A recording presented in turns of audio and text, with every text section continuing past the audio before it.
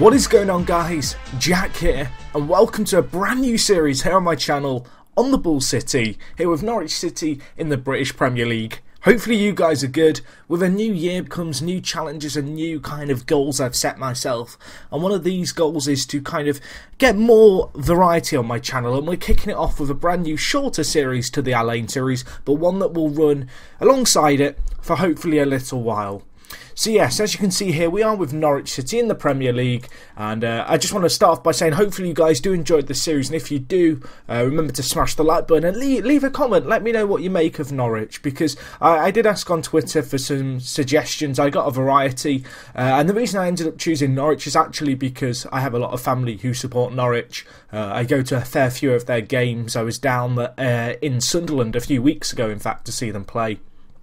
In the Premier League, and I don't know, I know their squad fairly well, and they have a pretty nice base in terms of building for the future, because they've got a really well balanced squad, which, whilst not the strongest, and whilst I may and probably will struggle this first season, if you can slug it out, there's a lot of I guess development and a lot of money that you get because the wages are so low and stuff, and so it makes for a fairly fun, interesting long-term save. So anyway, first things first, just going to show you guys the overview of the squad, just so you guys can see before I do anything, kind of what I'm noticing. And as I mentioned, the squad's fairly balanced. On the face of things, all the players are fairly even. Probably a little bit of a lack of young players in the starting team. You guys will know if you've watched any of my videos, I prefer to kind of look towards younger players and kind of build for the future. So that's something I'm really going to be trying to instill in the team really from this first transfer window. Maybe get a few long-term investments of some of the best players around on FM. But no, looking at this squad, it looks like a decent squad. It looks like there's fairly good strength for all positions. I'm not sure what shape I'm going to play yet, although they've got some pretty good wing backs, Norwich. Maybe a right wing back's a problem, but I believe Russell Martin's a really nice right back, and he can actually play right wing back as well, so that could be a nice one there because he's a good player. In terms of selling players, there will probably be a fair few that go out. I'm probably not going to play with wide men, I don't think, on this save, because I'm doing that with Lane. I'm kind of playing the 4-4-2, so I might go a little bit narrower and a little bit different, so quite who I'm going to get rid of here, I'm not entirely sure, but there's a fair few wide players. One area of concern I do have is the goal-scoring department. Norwich only have 3 recognised strikers, but I believe if it's the same as last year, it is. Robert Snodgrass makes a really nice striker, which, I don't know, he doesn't play there in real life, and of course he's a former Leedsman, and I don't think he ever played up there for Leeds. He certainly doesn't play up front for Norwich, but he has really nice attributes for a deep-lying forward, or indeed a poacher, or indeed an advanced forward. He's a useful little player to have, so I may train him to play up front as a little bit of coverage, but I think, as I mentioned, my plan for this first season is really just to avoid relegation. That is the kind of objective that the board have set. If I show you guys here, Premier League, our expectations is that we avoid relegation. We've got a little bit of money to manoeuvre with, £7 million, and then not the biggest wage budget by any means, but we've got 50k there lurking, so a little bit of money there. I'm probably going to sell a few of the fringe players. In terms of the under-21s and under-18s, another problem that I guess Norwich kind of have is they have kind of a lack of young talent. They've got the Murphy twins, and they have got Declan Rudd and Andrew Sermon, who, whilst not young, is a half-decent player who's out on loan this season at Bournemouth.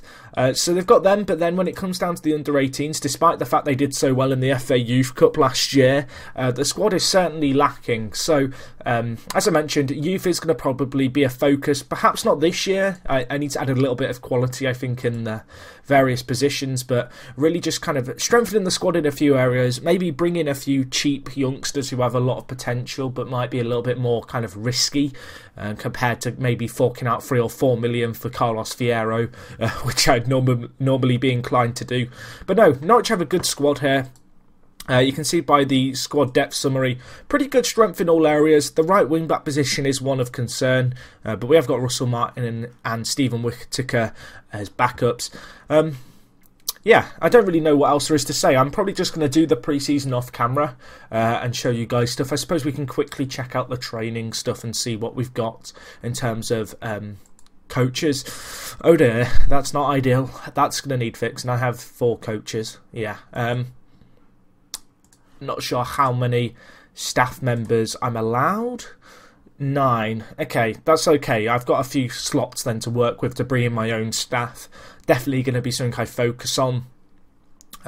Just a quick overview, I guess, quickly of Norwich's kind of stuff here. You can see here, chairman enjoying life at club. That is, of course, Delia Smith, the chef. And then you can see here, pretty good support. Predicted to finish 15th. A little bit ambitious, but hopefully we can achieve that. You know, 15th I'd be very happy with. Considering our targets avoid relegation, anything ahead of 18th is great in my eyes. We'll just have to see how things go. But no, squad looks fairly good. Youth facilities I don't think are the greatest. They're okay. But that might be something we look to improve in the future. And then in terms of kind of affiliates, nothing particularly special going on here. So yeah, that's kind of a little overview of Norwich. Plans for the transfer window, as I've said, maybe strengthen up the defence a little bit.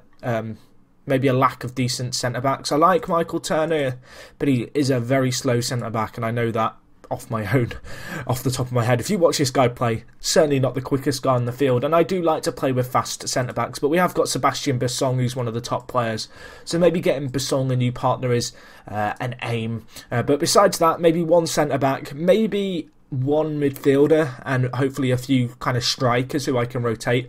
And then, as I already mentioned, maybe a few young players if we have a little bit of money left over. But we'll have to see how things go.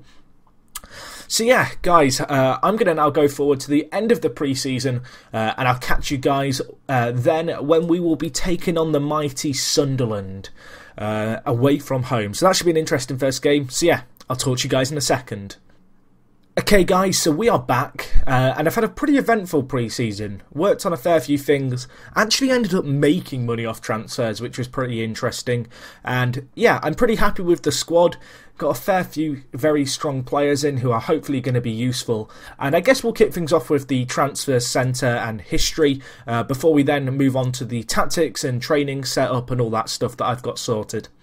So anyway, as you can see here, these are the transfers that we did. As I mentioned, we actually made money this window. Both the wage budget and the kind of transfer money that came in changed in a positive swing in our direction, which was pretty decent.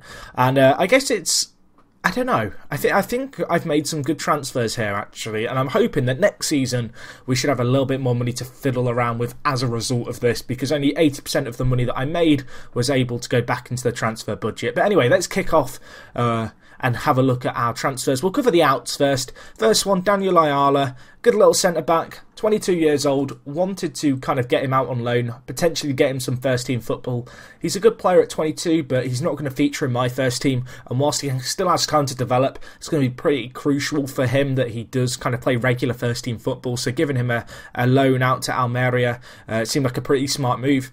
Next player out, Stephen Whittaker for £2.8 million.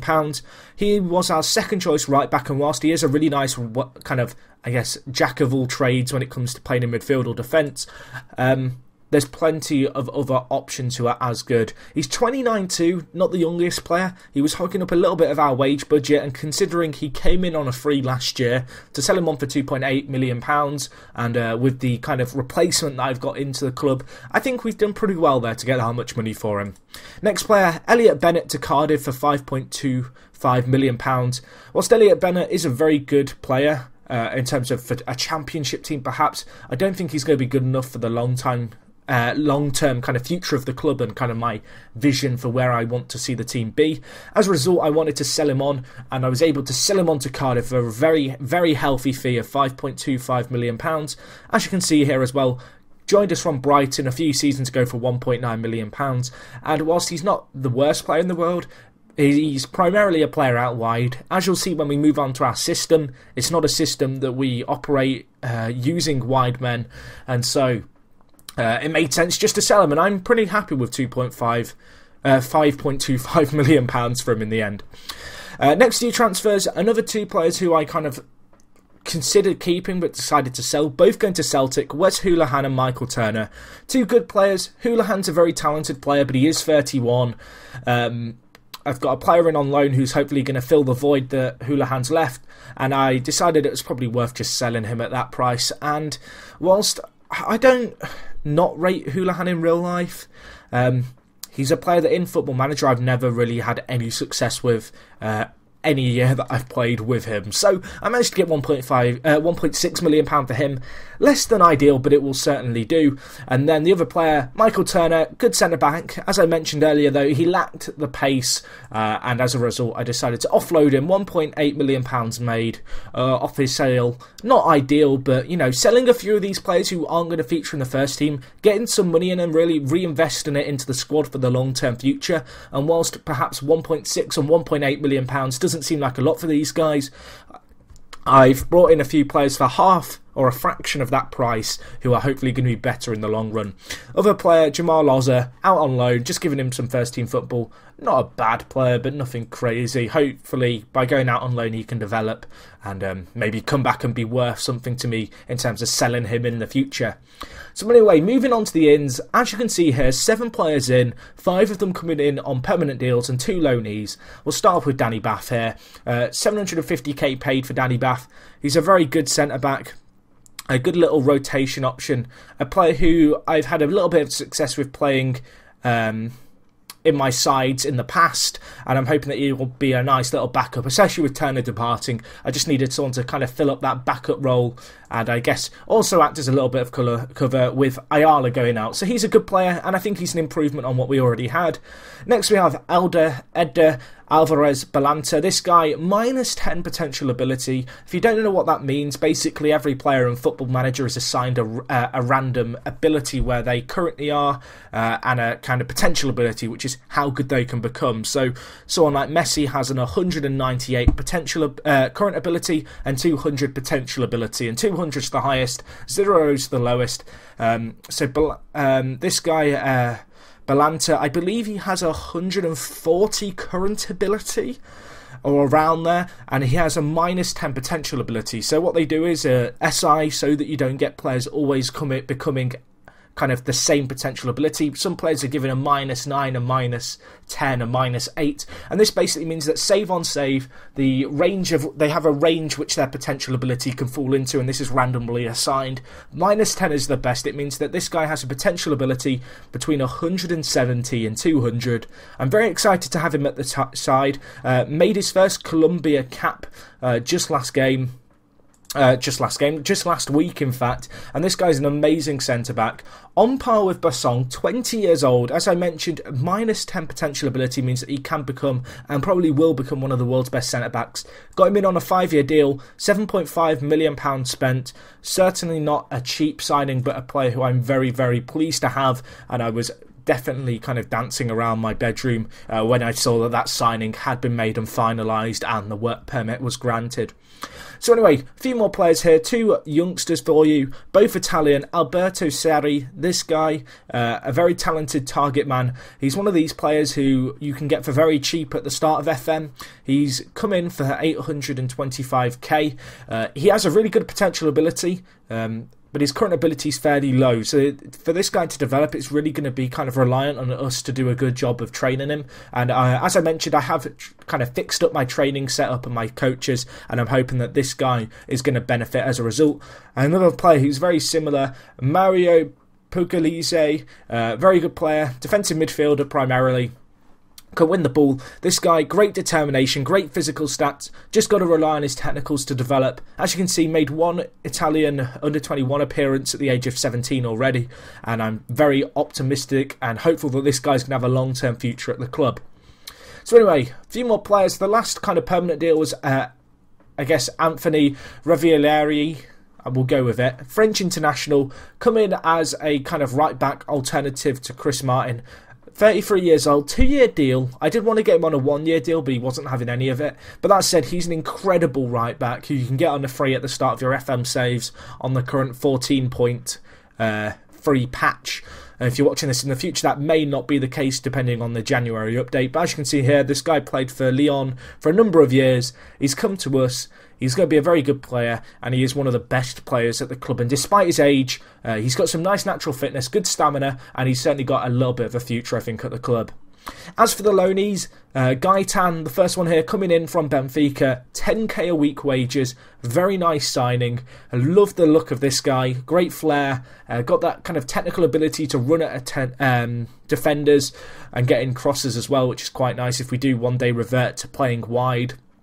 But primarily this guy is going to be the spearhead of our midfield, and I'm very happy to have him here. And then last but not least, Park Chu-young, or Young, coming in up from Arsenal. This guy, just a little bit of backup in the striker area. As I mentioned earlier, kind of in the previous segment during pre-season, I was a little bit unsure about our strike force, so I thought I'd get in this guy. He's a nice little loan option, just gives us a few more options if we do want to play up front and play, you know, a different kind of starting lineup in the attacking department. So he's quite a nice player.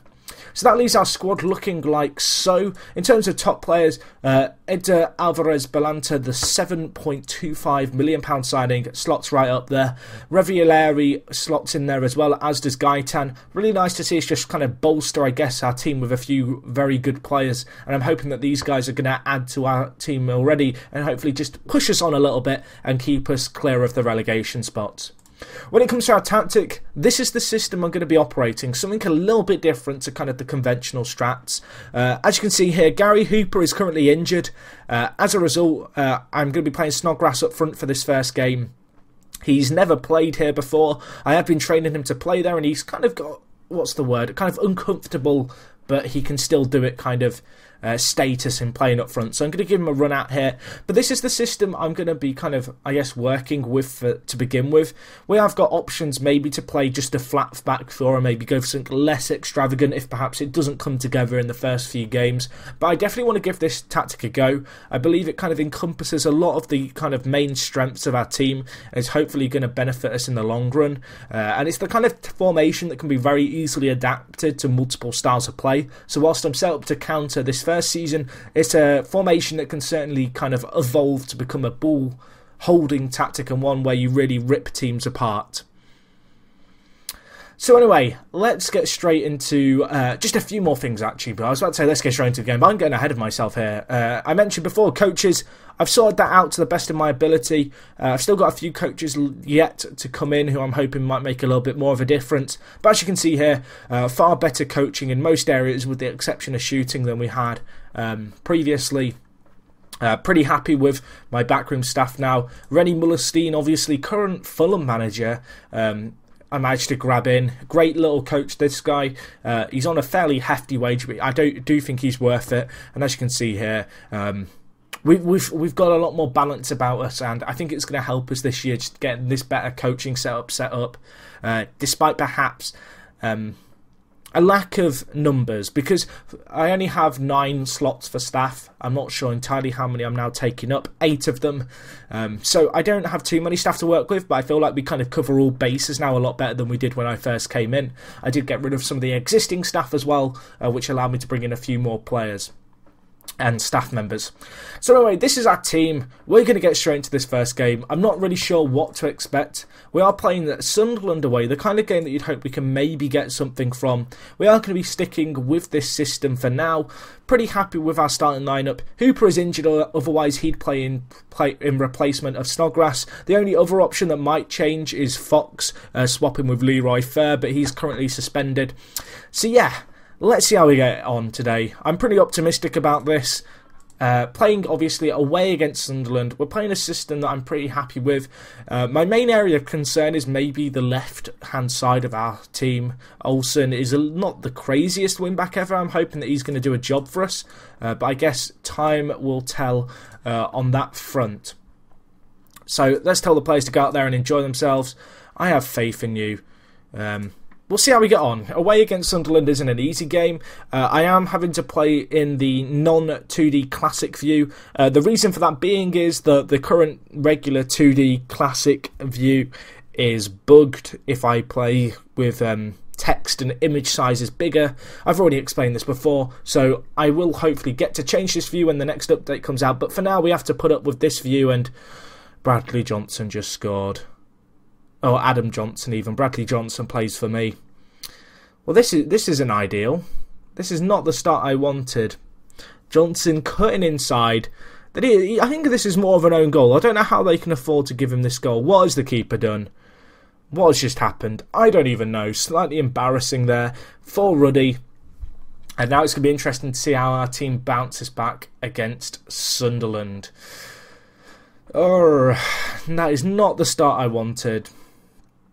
Show me something else. Come on, boys. We're actually going to change our tactic already because I'm kind of open to change, I suppose, when it comes to how we're going to shape up. I'm still kind of, what's the word? I'm still tinkering. I'm not content with what we have at the moment. I'm actually going to immediately sub off Van Wolfswinkel here for Almander, and hopefully he can do something in target man.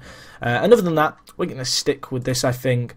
In fact, I might just switch to standard. Let's try this. We'll see how we get on. Mixing up the tactics after 45 minutes. But not making too many drastic changes, just a little bit of, I guess, a switcheroo in shape.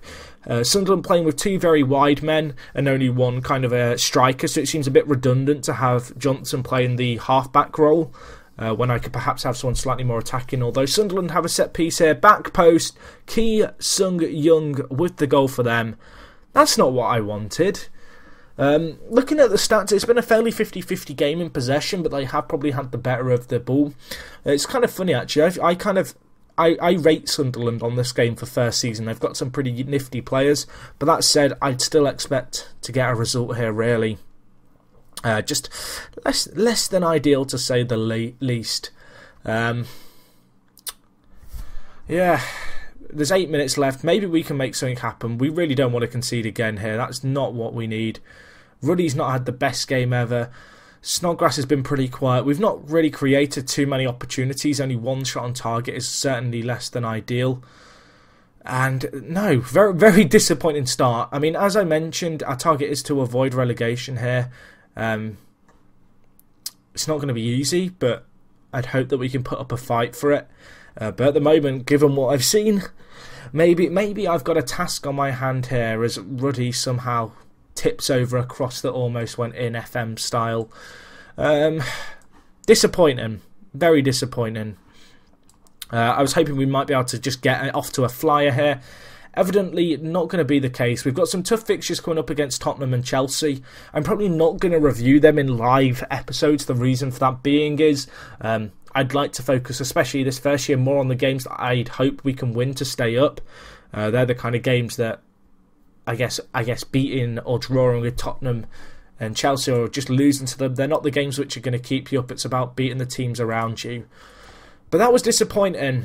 Where are Sunderland predicted to finish? Let's just check this. They had some good players, but less than ideal. Only gets easier with a trip to Chelsea next as well. I'm going to have my work cut out here, I think. But I'm up for a challenge. I'm up for a little bit of a battle. Let's just see where Sunderland are predicted to finish. They are predicted to finish 14th. So they are predicted to finish ahead of us. Perhaps 2-0 away from them isn't the end of the world, but less than ideal, I guess. But yeah, that wraps things up for today, guys. Disappointing start to this series. I was hoping we're going to get off to a flyer. Not the case, though. Yeah, hopefully you guys have enjoyed this episode. If you did, be sure to smash the like button. Let me know in the comments what you make of this save. The Alain series will continue on as always. I'm probably going to get a few episodes of this up just so you guys can kind of get into it. But hopefully you guys are going to look forward to that. If you've got any other suggestions for videos you'd like to see me do, because as I've mentioned, my kind of target for this year is to kind of mix up my content a little bit more. Maybe do a few more tactic reviews, FM experiments, that kind of stuff. Let me know suggestions down below. And other than that, guys, thank you so much for watching. It is me, Jack, and I'll talk to you guys in a bit. I'm out.